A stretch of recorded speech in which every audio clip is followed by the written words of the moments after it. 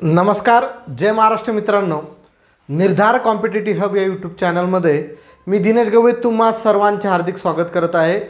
आज आपण बैठक व्यवस्था सिटिंग अरेंजमेंट या रिझनिंगच्या चॅप्टरचे प्रिव्हियस इयर क्वेश्चन पेपरमध्ये आलेले प्रश्न बघणार आहोत. तर त्या अगोदर काही गोष्टी तुमच्या क्लिअर करणं गरजेचं आहे की या अगोदर मी सिटिंग अरेंजमेंट हा टॉपिक घेतलेला आहे. त्याचे 3 पार्ट मी घेतलेले आहे. त्यामध्ये तुम्हाला सुरुवातपासून कसा तो टॉपिक करायचा त्याच्यावरचे मी एक्झाम्पल घेतलेले आहेत.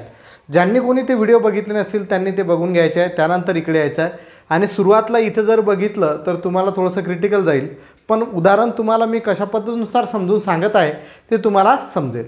तर पहिला प्रश्न आपला प्रिव्हियस इयर क्वेश्चन पेपरमधला असा आहे की काय म्हटलेलं आहे की सरिता, श्रुती, सुनीता, श्रेया, सुमित्रा, वेणू, राणी आणि रेणू या 8 मैत्रिणी वर्तुळाकार बसल्या आहेत. RRB NTPC 2 मार्च 2021ला शिफ्ट 2मध्ये हा प्रश्न विचारला होता. आता वर्तुळाकार बसलेले आहेत, केंद्राकडे तोंड करून बसलेले आहेत की केंद्राकडे तोंड करून बसलेल्या नाहीत.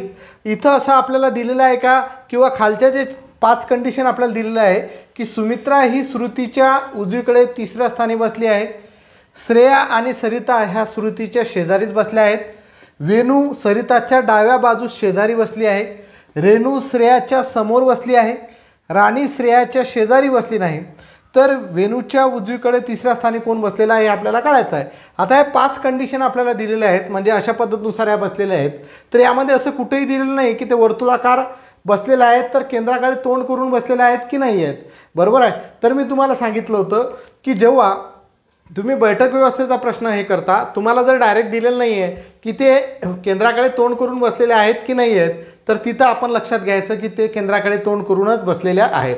आता एक वर्तुळ मी काढतो. हे वर्तुळ काढलं, 8 व्यक्ती म्हटलं तर पहिला, दुसरा, तिसरा, चौथा, 5वा, 6वा, 7वा, 8वा 8 व्यक्ती आहेत. ठीक आहे. आता हे सगळे केंद्राकडे तोंड करून पाहू राहिले. इथं दिलेलं नाही तरीसुद्धा ते केंद्राकडे तोंड करून पाहिलेले आहेत असं आपण गृहीत धरावं लागते आणि ते तसंच असते. ठीक आहे. आता यामध्ये तुम्हाला लक्षात घ्या की मी तुम्हाला उजवा हात आणि डावा हात सांगत होतो, तर भरपूर विद्यार्थ्यांची, एका विद्यार्थ्याची मला कमेंट आली की सर उजवा हात आणि डावा हात समजून सांगा. तर ॲक्च्युअलमध्ये पाहायला गेलं तर बघा, उजवा हात आणि डावा हात मी ऑलरेडी तुम्हाला समजून सांगितलं होतं दिशादर्शनमध्ये. 30 कंडिशन इथं लावायची. बघा, असं जर आपण केलं तर ही किती येते, उत्तर दिशा येते आहे ना. ही कोणती दिशा येते, दक्षिण. ठीक आहे. ही कुठली दिशा येते, पूर्व. ही कुठली दिशा येते, पश्चिम. आता थोडंसं फक्त याच्यात लक्ष द्यायचं आहे. इकडे मी सांगितलं होतं वानर म्हणजेच वायव्य, इकडून सांगितलं होतं इकडून ईशान्य, त्यानंतर हे आग्नेय दिशा आहे ना, आणि ही नैऋत्य दिशा. अशा आपल्या उपदिशा होत्या. बरोबर. आता उत्तरेला उजवा हात इकडे असते, डावा हात इकडे असते. सेम इकडे जाईल, उजवा हात हा डावा हात. ठीक आहे. हा उजवा हात खाली, हा डावा हात वरती. इकडे हा उजवा हात इकडे जाईल आणि हा डावा हात येईल. इकडे गेले, इकडे उजवा हात, इकडे डावा हात. इकडे गेले, इकडे उजवा हात आणि इकडे डावा हात. इकडे गेले, इकडे उजवा हात आणि इकडे डावा हात. अशा पद्धतीनुसार आपण ते उजवा हात आणि डावा हात तुम्हाला सांगितलं होतं. पण याच्यामध्ये लक्षात घ्या, आता उत्तरेला हा जर व्यक्ती बसलेला आहे सपोजमध्ये, आता तुम्ही इमॅजिनेशन करण्यासाठी कुठल्या जायला टोक नाही आहे का, टोक कुठल्या जायला नाही आहे. एक काम करू आपण,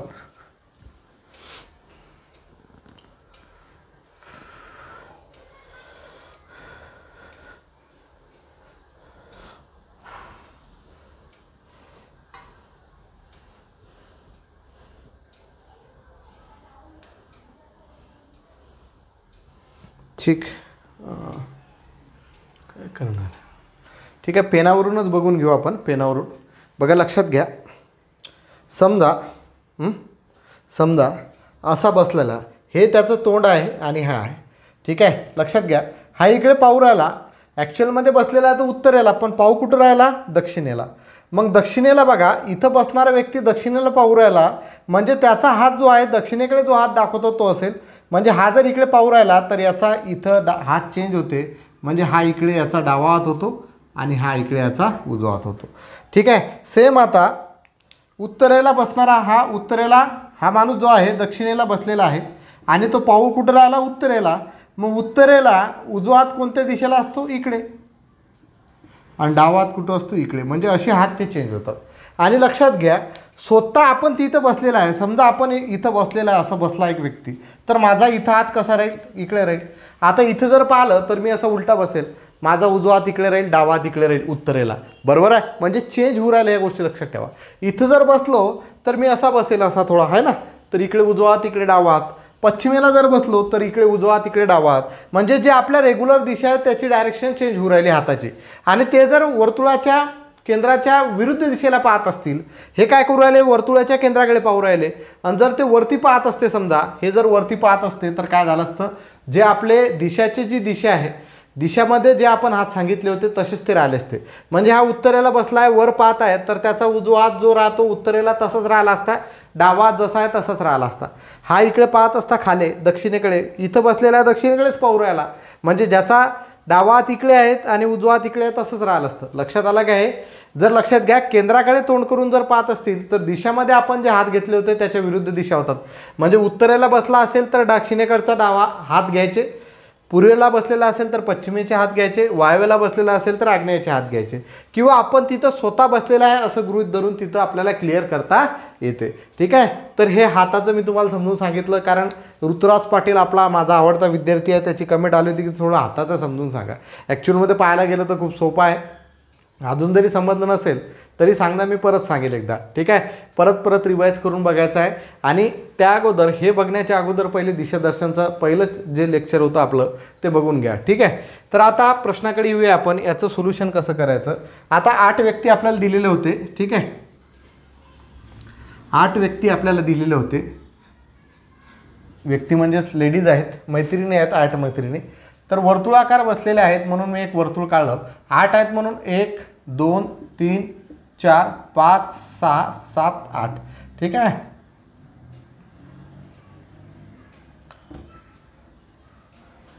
हे 8 व्यक्ती आहेत. ठीक आहे. आता हे सर्व केंद्राकडे तोंड करून पाहू राहिले की नाही पाहू राहिले हे दिलेलं नाही म्हणून आपण गृहीत धरतो की ते केंद्राकडे तोंड करून पाहू राहिले म्हणून मी असे बांधलेले. केंद्राच्या बाहेर जर दिलं असतं ते केंद्राच्या विरुद्ध दिशेने केंद्रकाच्या विरुद्ध दिशेने तोंड करून बसलेलं आहे तर बाण आपण वरती लिहिले असते. ठीक आहे. आता एक एक कंडिशन पाहून आपण हे उदाहरण सॉल्व्ह करूया. सुमित्रा ही श्रुतीच्या उजवीकडे 3ऱ्या स्थानी बसलेली आहे. सुमित्रा जी आहे श्रुती जिथं बसलेली आहे त्याच्या उजवीकडे. समजा मी श्रुती जर इथं म्हटली बरोबर आहे. आता बघा श्रुती कुठे बसलेली आहे दक्षिणेला बरोबर आहे. पण ते कुठं पाहू राहिले उत्तरेला. तर उजवा हात कुठं राहील इकडच्या दिशेला आहे ना. इकडे राहील उजवा हात आणि इकडे राहील डावा हात. ठीक आहे. कारण आता इकडे पाहू राहिली ती बरोबर आहे. तर सुमित्रा हे श्रुतीच्या उजवीकडे 3ऱ्या स्थानी बसलेले आहे. श्रुतीच्या उजवीकडे 3ऱ्या स्थानी पहिलं दुसरं तिसरं ही कोण आहे सुमित्रा. झालं. ही झाली पहिली कंडिशन. आता बघा पुढे काय म्हटलेलं आहे. श्रेया आणि सरिता ह्या श्रुती शेजारीच बसलेल्या आहेत. श्रुतीच्या शेजारी श्रेया येईल आणि सरिता येईल. आता इथे लक्षात घ्या सरिता इकडून पण राहू शकते श्रेया इकडून पण राहू शकते. असं आहे का की सरिता उजव्या हातालाच राहील आणि डाव्या हाताला श्रेया डाव्या हातालाच राहील असं काही दिलेलं आहे का याच्यामध्ये नाही. म्हणजे आता मी श्रेया आणि सरिता टाकलं हे लोकेशन माझं बरोबर आहे का हे आपल्याला पुढच्या लाईनमधून लक्षात येईल. तर आपला सध्या हे राहू देऊ. आता पुढे काय म्हटलं आहे वेणू सरिताच्या डाव्या बाजूस शेजारी बसलेली आहे. आता बघा सरिता इकडे पाहू राहिली म्हणजे डावा हात तिचा इकडे राहील बरोबर आहे. डावा हात इकडे राहील तर सरिताच्या शेजारी डाव्या बाजूला कोण बसलेली आहे वेणू बसलेली आहे.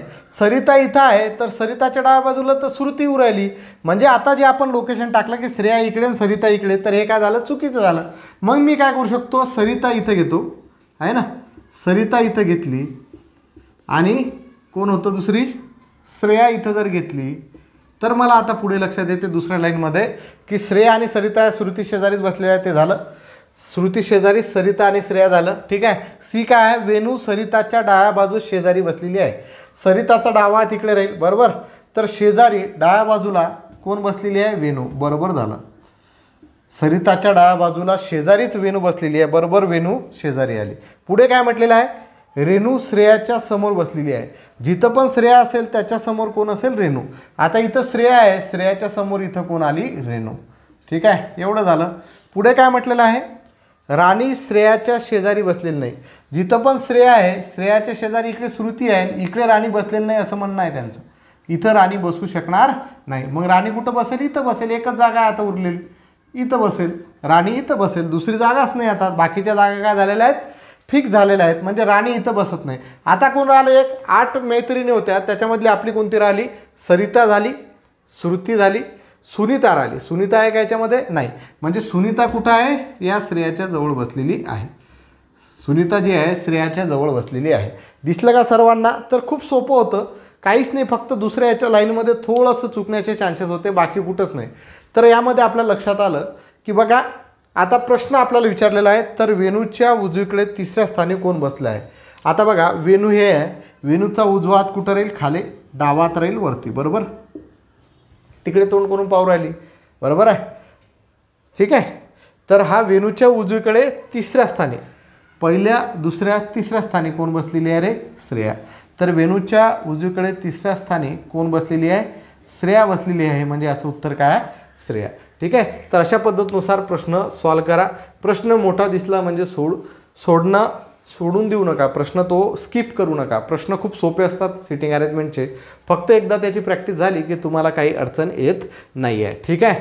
आणि तुम्हाला जर माहीत असेल की आता मी RRB NTPCचा एक्झाम देऊन आलो, त्यामध्ये सिटिंग अरेंजमेंटचे जवळपास 3 प्रश्न होते. किती प्रश्न होते? 3. म्हणजे जर तुम्ही सिटिंग अरेंजमेंट परफेक्ट केलं तर 3 पैकी 3ही प्रश्न तुमचे बरोबर येतात. ठीक आहे.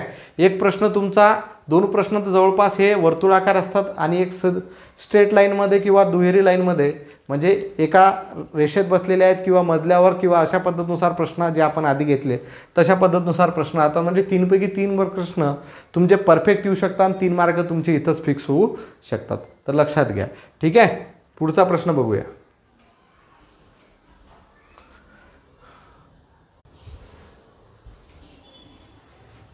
बघा, दुसरा प्रश्न आपल्यासमोर आहे. PQRSTUV आणि W हे 8 मित्र उत्तरेकडे तोंड करून एका रांगेत बसलेले आहेत. आता बघा, एका रांगेत बसलेले आहे असं म्हटलेलं आहे. वर्तुळाकार आहेत का? नाही. मग वर्तुळाकार नसतील तर आपण एका रांगेमध्ये फक्त रेष मारायची, 8 लोकेशन लिहायचे नाही. जसं जसं आपल्याला समजते त्यानुसार आपण करत जायचं. मी तुम्हाला पहिलेच सांगितलेलं आहे बेसिकच्या लेक्चरमध्ये. आता बघा, याच क्रमाने असतील असे गरजेचे नाही. पुढे काय म्हटलेलं आहे? P आणि U यांच्यामध्ये केवळ 2 मित्र बसलेले आहेत. म्हणजे P समजा इकडून असला आणि U जर इकडून असला तर याच्यामध्ये 1 आणि 2 मित्र बसलेले आहेत. किंवा असं असू शकते, हा U इकडे ना हा P इकडे, ते आपल्याला एक्झॅक्ट माहीत नाही. ठीक आहे. पुढची कंडिशन काय आहे? Q हा Vच्या डावीकडे 4थ्या क्रमांकावर बसलेला आहे आणि V हा रांगेच्या अगदी शेवटच्या टोकाला बसलेला आहे. बघा काय म्हटलं? Q हा Vच्या डावीकडे 4थ्या क्रमांकावर बसलेला आहे. V जिथं पण असेल, बरोबर आहे. आता इकडे लक्षात घ्या, हे उत्तरेकडे पाहू राहिलं, बरोबर. उत्तरेकडे पाहू राहिले म्हणजे याचा उजवा हात इकडे राहील आणि डावा हात या साईडला राहील, आहे ना. डावा हात इकडे राहील. एवढं तर लक्षात आलं असेल तुमच्या. उत्तरेकडे पाहू राहील सगळे, आहे ना. तर काय म्हटलेलं आहे? Q हा Vच्या डावीकडे 4थ्या क्रमांकावर आहे आणि V हा रांगेच्या अगदी शेवटच्या टोकाला आहे. समजा V जर आपण या टोकाला घेतला तर त्याचा डावा हात इकडे राहील, तर इकडे 4थ्या क्रमांकावर राहणारच नाही Q, इकडे येऊच शकत नाही. म्हणजे जो V आपण इकडे जर घेतला या कोपऱ्यावर, हा इकडे V जर घेतला, हा इकडच्या एका कोपऱ्यावर हा V फिक्स झाला, त्याच्या डाव्या बाजूला आता व्यक्ती राहतील, उजव्या बाजूला राहू शकत नाही, बरोबर आहे. कारण उजव्या हातावरती इकडे कोपऱ्यावर आहे, तो सर्वात शेवटी आहे, तर उजव्या हातावर काहीच नाही राहणार. डाव्या बाजूला राहू शकतील. इकडे किती व्यक्ती राहतील? 7, तो सोडून, बरोबर. कारण टोटल व्यक्ती 8 आहेत. तर काय म्हटलेलं आहे? Q हा Vच्या डावीकडे 4थ्या क्रमांकावर बसलेला आहे. V इथं आहे, इथून डावीकडे 4थ्या क्रमांकावर, म्हणजे पहिला, दुसरा, तिसरा, चौथा, हा कोण बसलेला आहे? Q. हे झालं आपले, हे आपलं लोकेशन फिक्स आहे. आता हे क्लिअर झालं. ठीक आहे. पुढची लाईन बघा. पुढे काय म्हटलं आहे? P आणि S यांच्यामध्ये केवळ 3 मित्र बसलेले आहेत. आता बघा, P आणि S यांच्यामध्ये केवळ 3 मित्र बसलेले आहेत. आता बघा, ऑलरेडी सांगितलं होतं की P आणि U मध्ये किती आहेत? 2 मित्र. तर P आणि S यांच्यामध्ये 3 मित्र, म्हणजे S इकडे येईल, बरोबर आहे. हे पहिलं, दुसरं, तिसरं 3 व्यक्ती P आणि S मध्ये. आणि इकडून जर पाहिलं तर हा P इकडे आहे, तर 1, 2, 3 इकडे S येईल, असं काहीतरी येईल. ठीक आहे. आता पुढे बघा काय म्हटलेलं आहे? P किंवा S हे दोघेही Q आणि Vच्या शेजारी नाहीत. ठीक आहे. म्हणजे बघा, हा जर आपण शेजारी इकडे काढला तर इथं पी येऊ शकत नाही आणि एस येऊ शकत नाही, इथं पण पी एस येऊ शकत नाही आणि इथं पण पी येऊ शकत नाही. आणि दुसरं कोण आहे, पी किंवा एस हे दोघेही क्यू आणि व्हीच्या, म्हणजे पण इथं पण पी येऊ शकत नाही, इथं पण एस येऊ शकत नाही, इकडे तर शेजारी येणारच नाही. बरोबर आहे. आता किती व्यक्ती झाले बघा, 1 2 3 4 5 6. ठीक आहे, 7 8 राहिले, 2 व्यक्ती आहेत. 7 आणि 8 हे आता लिहून घेऊ आपण. ठीक आहे, पुढे काय म्हटलेलं आहे, टी हा पीच्या लगतच डावीकडे बसलेला आहे. ठीक आहे, पी जिथं पण आहे त्याच्या डावीकडे टी राहील, त्याच्या डावीकडे काय राहील, टी राहील. आता लक्षात घ्या, इथं पी नाही बसू शकत, इथं पी नाही बसू शकत. जर मी पी इथं टाकला तर त्याच्या डावीकडे इथं टी येऊ शकते. बरोबर आहे, ती कंडिशन आहे. पण पुढे बघा काय म्हटलेलं आहे, टी या पीच्या डावीकडे पीच्या लगतच डावीकडे बसलेला आहे. डब्ल्यू हा यस आणि व्ही या दोघांच्याही शेजारी नाही आहे. डब्ल्यू जो आहे यस आणि व्ही, जिथं पण यस आणि व्ही राहील त्यांच्या शेजारी जो आहे डब्ल्यू राहणार नाही. आता मी काय करतो बघा, इथं लक्षात घेतो, टी हा पीच्या लगतच डावीकडे बसलेला आहे. समजा मी इथं पी घेतला आणि पीच्या डावीकडे लगतच टी घेतला, चाललं. ठीक आहे, मी जस्ट टाकत आहे तिथं पी इथं घेतला आणि डावीकडे शेजारी लगतच टी घेतला. पुढे काय म्हटलेलं आहे, पी आणि यूच्या मध्ये किती व्यक्ती आहेत, 2 व्यक्ती आहेत. हा पहिला व्यक्ती, दुसरा व्यक्ती, म्हणजे इथं आला यू. पुढे काय म्हटलेलं आहे, पी आणि एसच्या मध्ये 3 व्यक्ती आहेत. हा पहिला व्यक्ती, दुसरा व्यक्ती, तिसरा व्यक्ती. इथं आपण यस घेऊ शकतो, आहे ना. झाला. पुढे काय म्हटलेलं आहे बघा, ही लाईन बघू आता. डब्ल्यू हा यस आणि व्ही या दोघांच्याही शेजारी नाही आहे. बघा इथं व्ही आहे, इथं यस आहे, इथं डब्ल्यू येऊ शकत नाही. म्हणजे डब्ल्यूसाठी लोकेशन कुठलं झालं आपलं, हे इथं डब्ल्यू आला. ठीक आहे, आता बघा राहिलं काय, पी झाला, क्यू झाला, आर राहिला, आर इथं आला. ठीक आहे, म्हणजे बघा P Q R S T U V W 8 व्यक्ती झाले. ठीक आहे, तर अशा पद्धतीनुसार आपल्याला हे सिटिंग अरेंजमेंट करता आली.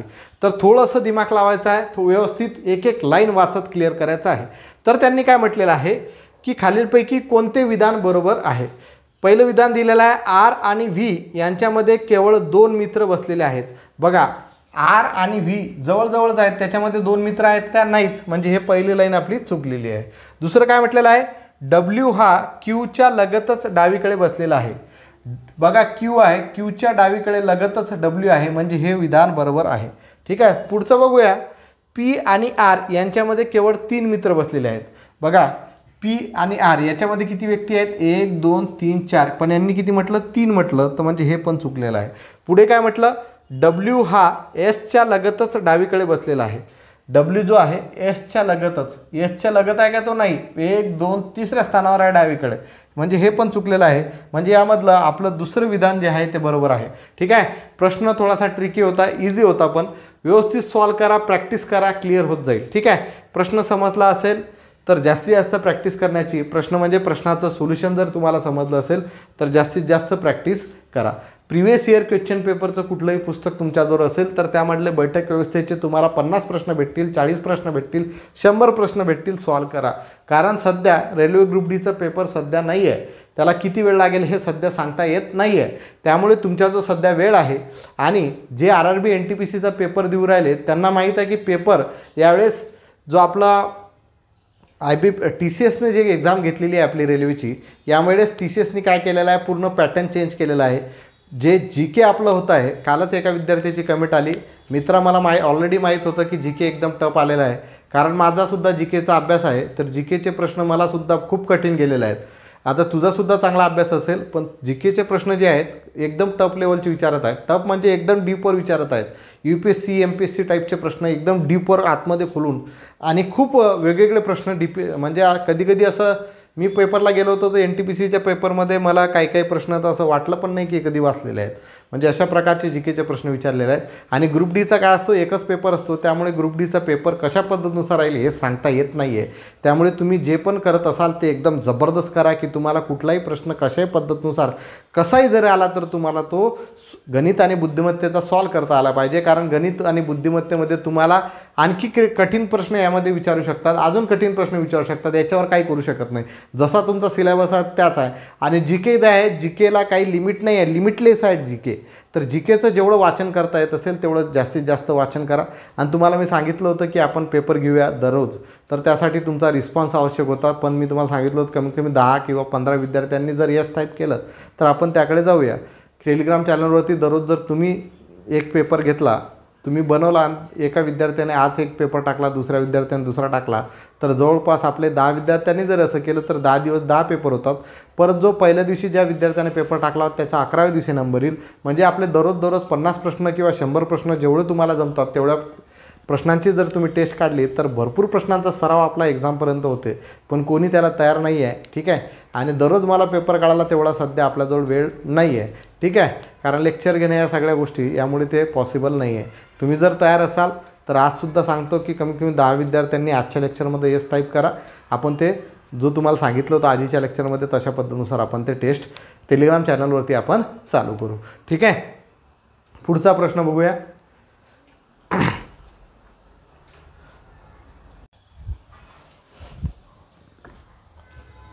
बघा, तिसरा प्रश्न बोर्डवरती दिसतोय की A B C D E आणि एफ हे 6 जण एका वर्तुळाकार टेबलाभोवती बसलेले आहेत. 6 जण आहेत. वर्तुळ काढलं. 6 जण 1 2 3 4 इकडे टाका किंवा इकडे टाका चालते. ठीक आहे. आणि वर्तुळाकार टेबलाभोवती बसलेले आहेत. सर्वजण टेबलाच्या केंद्राकडे तोंड करून बसलेले आहेत. म्हणजे सगळ्याचे तोंड जे वर्तुळाचं केंद्र आहे त्याच्याकडे आहे. ठीक आहे. म्हणजे आतल्या बाजूनं तोंड करून बसलेले आहेत. ठीक आहे. असेच बसतात आहे ना. केवळ दोघेजण डी आणि एच्या मध्ये बसलेले आहेत. डी आणि ए जिथं पण असेल त्याच्यामध्ये किती राहतील? दोघंजणं. पहिला आणि दुसरा असं राहील किंवा ए इकडून राहील, याच्यामध्ये दोघंजण राहतात. आता आपल्याला टाकता नाही येत, सध्या राहू देते. ठीक आहे. पुढे काय म्हटलं आहे? एफ हा सीच्या लगतच उजवीकडे आहे. ठीक आहे. एफ हा सीच्या लगतच उजवीकडे आहे. म्हणजे सी जिथं पण असेल, समजा इथं सी घेतला, सीचा उजवा तिकडे डावा तिकडे, तर तिथं कोण आहे? एफ आहे. एफ हा सीच्या लगतच उजवीकडे आहे. ठीक आहे. पुढे काय म्हटलं? ई हा एफच्या उजवीकडे दुसऱ्या स्थानी आहे. एफ इथं आहे, त्याचा उजवा तिकडे राहील. पहिला आणि दुसऱ्या स्थानी कोण राहील? ई. एफच्या उजवीकडे दुसऱ्या स्थानी कोण आहे? ई आहे. ई हा एच्या डावीकडे दुसऱ्या स्थानी आहे. ई जिथं आहे तो एच्या डावीकडे दुसऱ्या स्थानी आहे. समजा मी जर ए इथं घेतला तर एचा डावा तिकडे राहील, तिथून दुसरं स्थान पहिलं आणि दुसरं स्थान ई आला. बरोबर आहे. पुढे काय म्हटलेलं आहे की डी आणि एच्यामध्ये किती व्यक्ती राहतील? 2 व्यक्ती राहतील. समजा आता बघा, इथून जर आपण घेतलं तर हा 1 2 इथं आपला येतो डी, इथून 1 2 इथं आपला येतो डी. म्हणजे कुठून जरी केलं तर इथं येतो आपला डी. आता एकच लोकेशन राहिलं आपलं. कुठलं राहिलं? ए झाला, बी राहिला, हा बी इथं टाकला. A B C D E F 6 व्यक्ती झाले. तर काय म्हटलेलं आहे? तर एफच्या लगतच उजवीकडे कोण बसलेला आहे? तर बघा, एफ याचा उजवा इकडे आला, त्याच्या लगतच कोण आहे रे? डी आहे उजवीकडे, आहे ना. म्हणजे उत्तर आपलं आलेलं आहे डी. तर एफच्या लगतच उजवीकडे डी बसलेला आहे. म्हणजे प्रश्न ऑप्शन क्रमांक 3 हे आपलं उत्तर आलेलं आहे. प्रश्न आला होता RRB ग्रुप डी 17 ऑगस्ट 2022च्या शिफ्ट 1 मध्ये हा प्रश्न विचारला होता. प्रश्न पाहायला गेला तर खूप सोपा प्रश्न होता. 1 मार्क तुमचा फुकटचा होता. आणखी एक प्रश्न घेऊया.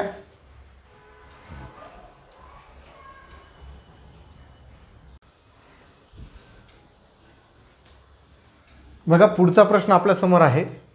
P Q R S T आणि यू हे एका जंगलातील 6 जिरापासून प्रत्येकाची उंची वेगवेगळी आहे. यस हा क्यूपेक्षा उंच आहे. ठीक आहे. क्यूपेक्षा उंच जो आहे तो यस आहे. हा यस वरती घेतला मी. ठीक आहे. पी हा आरपेक्षा उंच आहे. आर जिथं असेल त्याच्यापेक्षा उंच कोण राहील? पी. ठीक आहे. यस हा टीपेक्षा बुटका आहे. यस जो आहे टीपेक्षा बुटका आहे. ठीक आहे. टी वरती आला, यस खाली गेला. बरोबर आहे. क्यू हा पीपेक्षा उंच आहे पण टीपेक्षा बुटका आहे. क्यू जो आहे हा पीपेक्षा उंच आहे पण क्यू जो आहे बरोबर आहे पीपेक्षा उंच आहे पण टीपेक्षा बुटका आहे. टीपेक्षा बुटका आहे. क्यू जो आहे पीपेक्षा उंच झाला आणि टीपेक्षा काय झाला? बुटका. ठीक आहे. आणि पीच्या खाली काय म्हटलं होतं? आर. ठीक आहे. पुढे बघा काय म्हटलेलं आहे. टी हा यूपेक्षा बुटका आहे. टी जो आहे यूपेक्षा बुटका आहे म्हणजे यू झाला सर्वात वरती. टीच्या वरचा उंच कोण झाला यू. यूच्या वरचा यस जो आहे यसच्या वरचा कोणता झाला टी.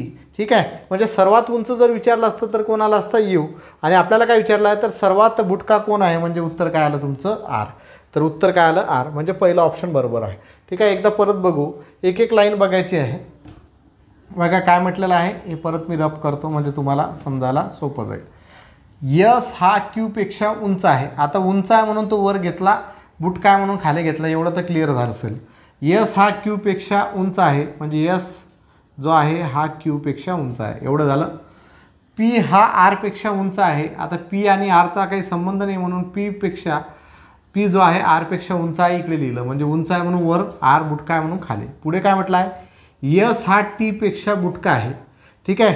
म्हणजे यसच्या उंच कोण आहे टी आहे म्हणजे इथं आला टी. ठीक आहे. यस हा टीपेक्षा बुटका आहे झाला. टीपेक्षा बुटका म्हणजेच ठेंगणा आहे. क्यू हा पीपेक्षा उंच आहे पण टीपेक्षा बुटका आहे. क्यू जो आहे पीपेक्षा उंच म्हणजे पी याच्या खाली आला पण टीपेक्षा बुटका आहे. टीच्या खाली काय आला क्यू म्हणजे बुटका आहे झाला. आणि पी आणि आरच्या बाबतीत सांगितलं होतं की पी जो आहे आरपेक्षा उंच आहे. ठीक आहे. तर आर खाली आला. आणि शेवटी म्हटलेलं आहे टी हा यूपेक्षा बुटका आहे. टी जो आहे यूपेक्षा बुटका आहे म्हणजे यू जो आहे टीपेक्षा उंच आहे. तर त्यांनी म्हटलं आहे तर सर्वात बुटका कोण तर सर्वात बुटका कोण आर. आणि त्यांनी म्हटलं असतं सर्वात उंच कोण तर उत्तर काय आलं असतं यू. आपल्याला बुटका विचारलेला आहे म्हणजे उत्तर काय आलं आपलं आर.